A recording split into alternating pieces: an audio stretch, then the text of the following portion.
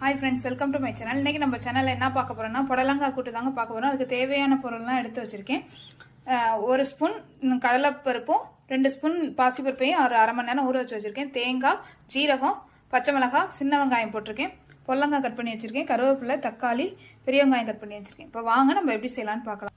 இப்போ இந்த குக்கரில் கொஞ்சம் தேங்காய் எண்ணெய் விட்டுக்கலாம். எண்ணெய் காஞ்சதும் கடுகு, ஜீரகம் இதை போட்டு நம்ம தாளிச்சுக்கலாம். அதோட கருவேப்பிலை சேர்த்துக்கலாம். இது பொரிஞ்சதை கட் பண்ணி வச்சுருக்க பெரிய வெங்காயத்தை சேர்த்துக்கலாம். கட் பண்ணி வச்சுருக்க தக்காளி அதை சேர்த்துக்குவோம். கொஞ்சம் மஞ்சத்தூள் சேர்த்துக்கலாம். தேவையான அளவு நம்ம உப்பு சேர்த்துக்கிறோம். எல்லாத்தையும் சேர்த்து நல்லா மிக்ஸ் பண்ணிக்கலாங்க. இதோட கட் பண்ணி வச்சுருக்க புடலங்காயை சேர்த்துக்கலாம். எல்லாத்தையும் சேர்த்து நல்லா வதக்கிக்கலாம். இப்போ ஊற வச்சுருக்க பாசிப்பருப்பையும் கடலைப்பருப்பையும் நம்ம அதில் சேர்த்துக்கிறோம். தண்ணியோட சேர்த்துக்கலாம்.